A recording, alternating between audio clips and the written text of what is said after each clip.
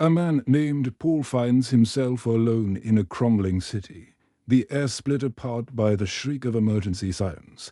He moves fast, pressing himself against walls, ducking into shadows, navigating streets that have turned into a maze of smoke and chaos.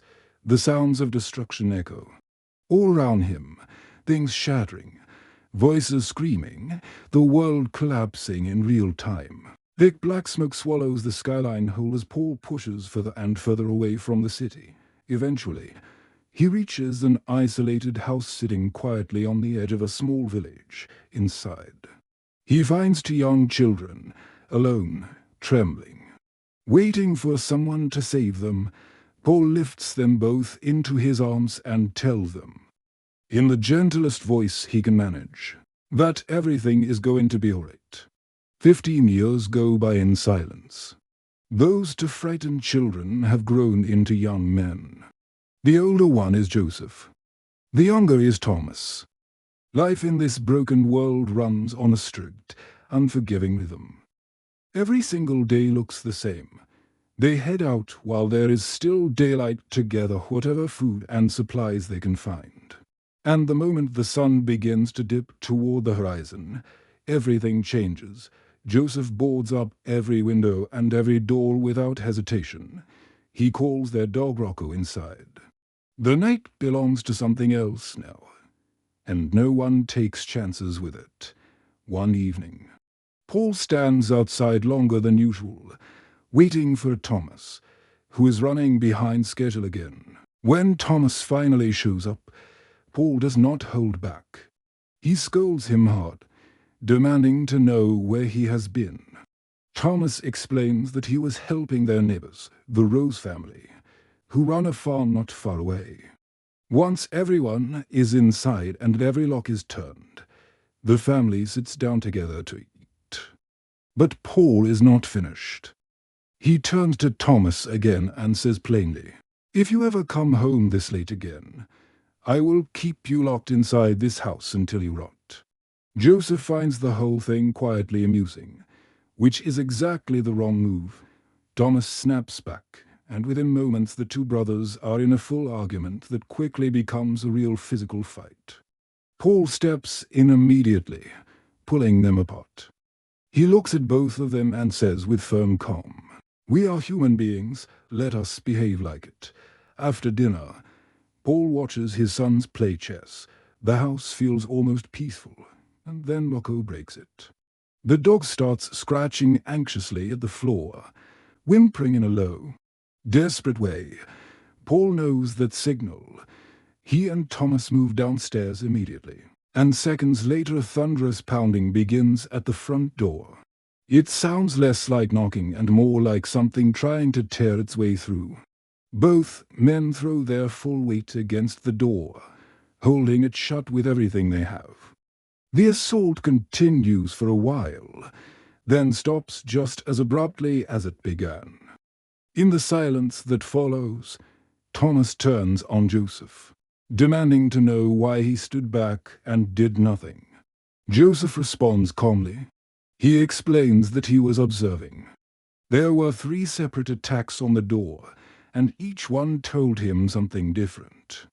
The first lasted 10 seconds, a probe, just checking whether entry was easy. The second lasted 20 seconds and was genuinely aggressive, a real attempt to force the door open. The third lasted only 1 second. A single frustrated blow. Joseph's conclusion is clear.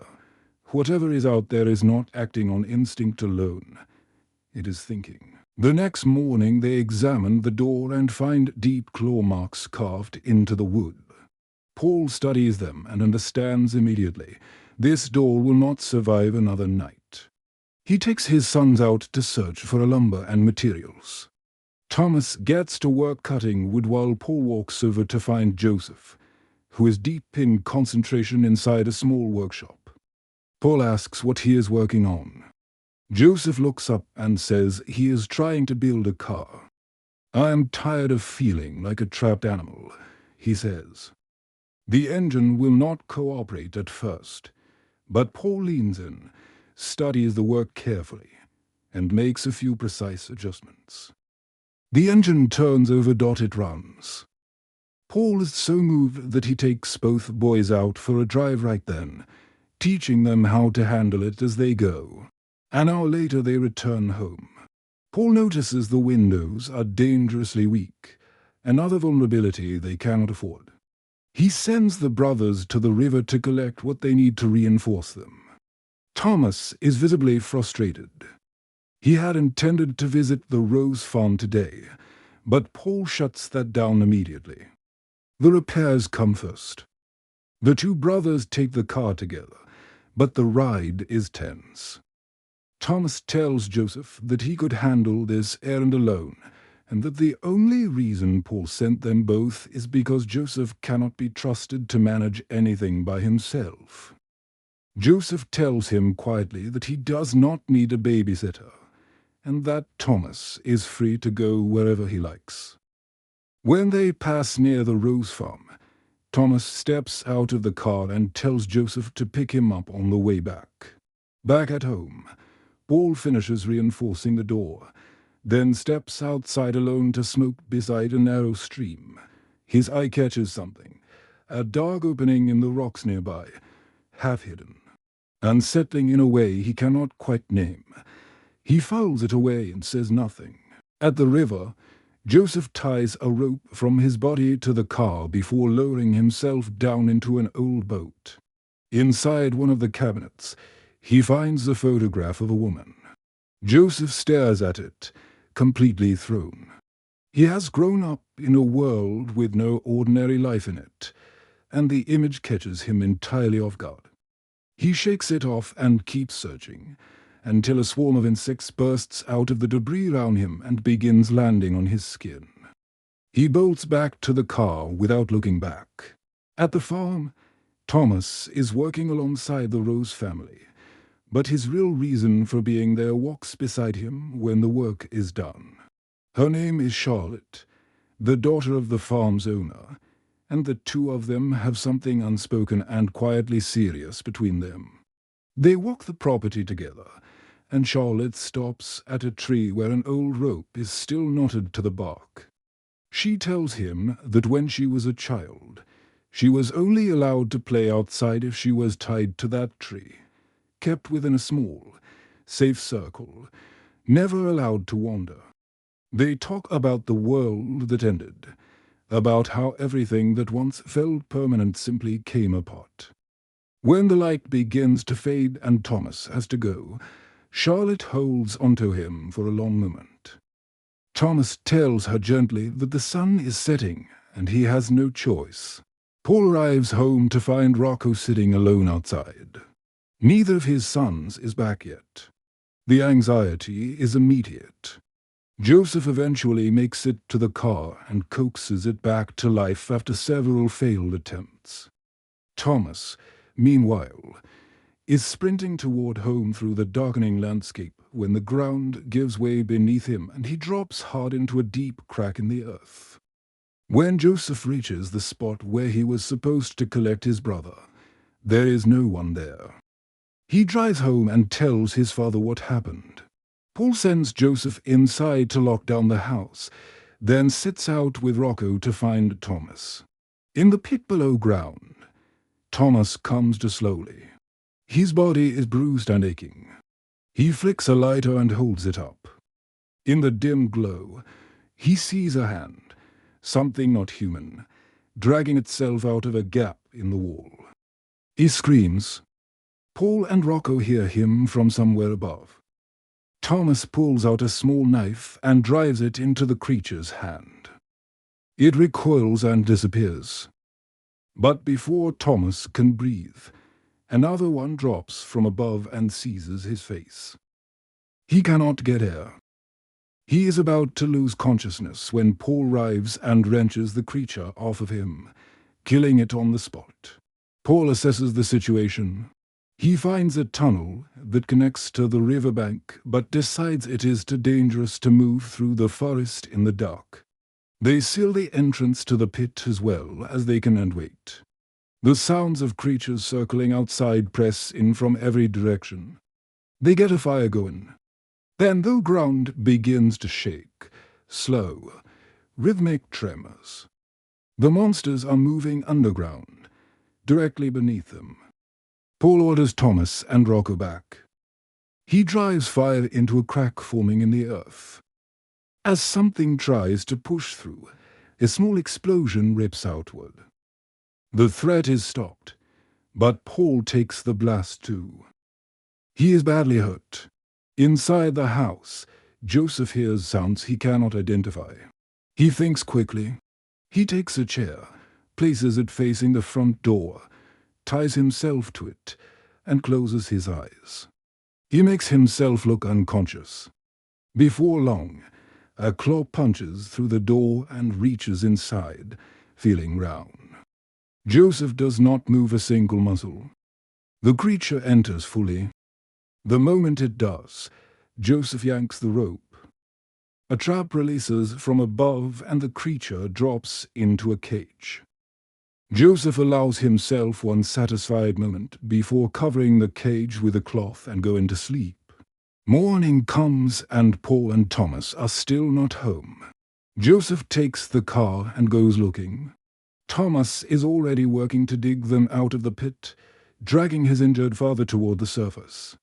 Rocco gets out first, picks up the sound of the car engine, and leads Joseph straight to them. The brothers lift Paul into the car and drive back. They lay him on his bed carefully, moving quietly round him. While they talk, Thomas notices the covered cage in the corner. He pulls the cloth back. The moment light hits the creature inside, it becomes completely unhinged, thrashing and screaming. Joseph replaces the cloth immediately. Light, he says. Light hurts them. He turns back to treating Paul's injuries and tells Thomas that last night the creature entered the house in 8 seconds. The fastest it has ever happened. He also sensed a second creature approach and then retreat. Joseph believes the monsters are evolving, getting faster, smarter, more deliberate. Thomas says they're learning. That after the losses they suffered in the pit. This might be retaliation. Joseph cuts him off coldly. Don't say we. Dad did that. You just put everyone in danger by ignoring what you were told. Thomas, burning with anger, declares he will prove himself by killing the captured creature. Joseph blocks him. He is not done studying it. They argue, and in the struggle the creature breaks out of the cage and vanishes under the bed. When it crawls back out, it lunges. Joseph grabs it and Thomas drives an axe into its skull. Joseph carries the body to his workshop and begins to examine it. Even with it opened up in front of him, he cannot determine what it actually is. Thomas suggests they move Paul to the Rose Farm. More space, better supplies, possibly medicine. Joseph doubts the family will help them, but Thomas insists. They load Paul into the car. At the farm, Charlotte's parents examine Paul and deliver their verdict without much feeling. They have no medicine. Take him home. Charlotte pleads with them, but they will not change course. Her father does offer that Thomas is welcome to stay. That way there will simply be more resources for Paul and Joseph elsewhere. Joseph walks out. Thomas follows him and tries to talk it through. But they end up fighting instead. Joseph turns on him with everything he has been holding back. Dad is like this because of you. He could die. If you had just stayed home, none of this would have happened. Thomas grabs him by the throat in fury, then stops. He looks at what he is doing and lets go. Joseph gets in the car with his father and drives away alone. Thomas stays. Charlotte takes care of Thomas through the evening. Real food, things he has never seen or tasted. A kind of quiet normalcy he has never known. They grow closer, and they kiss. Then Charlotte's father appears and sends Thomas to another room without a word. On the road home, Joseph watches wolves scatter across the fields ahead of him, running from something beneath the ground. He sees long ridges of disturbed earth, tracks from below. The monsters are moving underground in force. When he pulls up to the house, he finds a trail of mud running along the base of the wall. His stomach drops.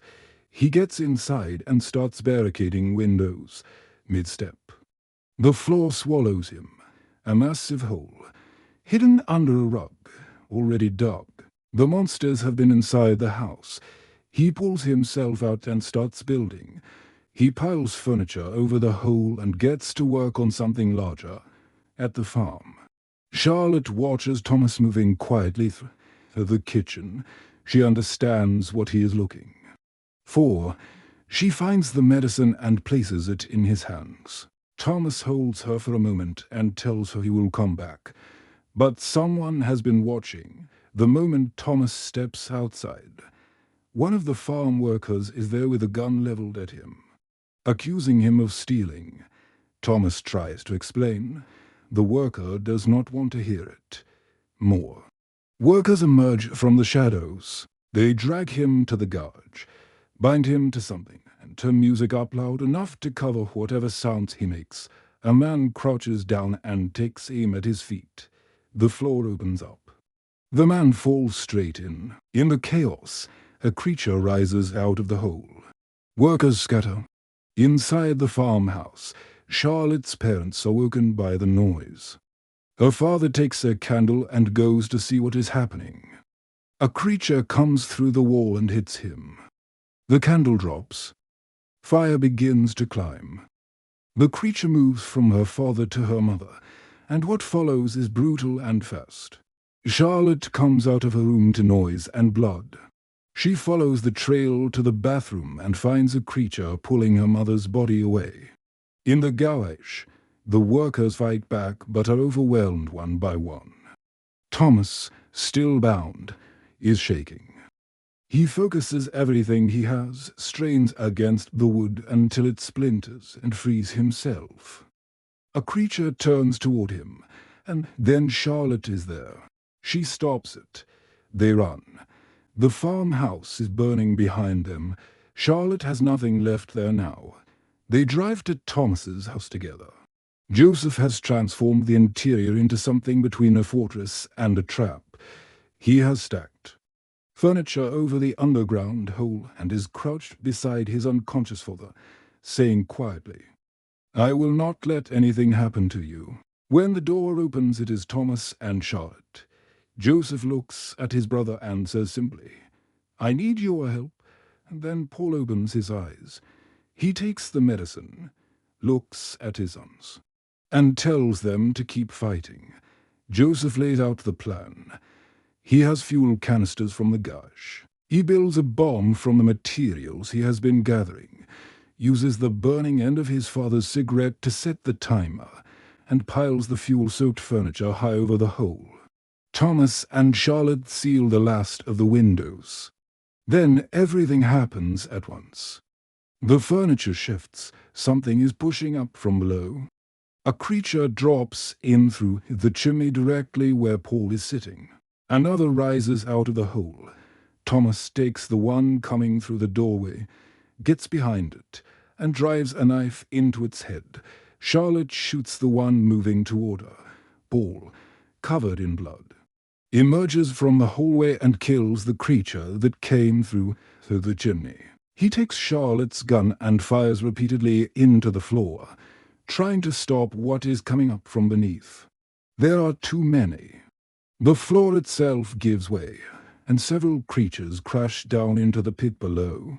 The ones still standing are taken down by the brothers together. Paul watches his sons work side by side and feels something he has not felt in a long time. He ushers all three of them, Thomas, Joseph, Charlotte, and Rocco, into the old freezer and closes the door from the outside. He does not get in. The bomb ignites. The house comes apart. The freezer is thrown clear of the blast. When the boys crawl out of it, they search through the wreckage calling for Paul. He is not there. A creature emerges from the rubble. They run for the car. Behind them, the surviving monsters pull together, merging, compressing, forming a shape like an enormous spinning mass rolling at speed directly toward the car. Charlotte shoots at it. Nothing. She steadies herself and fires directly into the core of it. A round detonates inside the mass hand. The whole thing comes apart, scattering to the ground. They drive until the noise is behind them and the road is quiet. They stop. They look up. For the first time in their lives, they're outside at night with no walls round them and nothing hunting them. And the sky above is full of stars. They sit with that for a long moment. In the morning, they go back to where the house stood. They decide they will not rebuild there. They take what is worth taking. They bury the people they have lost and say their goodbyes. Then the three of them, with Rocco beside them, get in the car and drive forward, toward new people, a new place, and whatever kind of life is still possible in this world.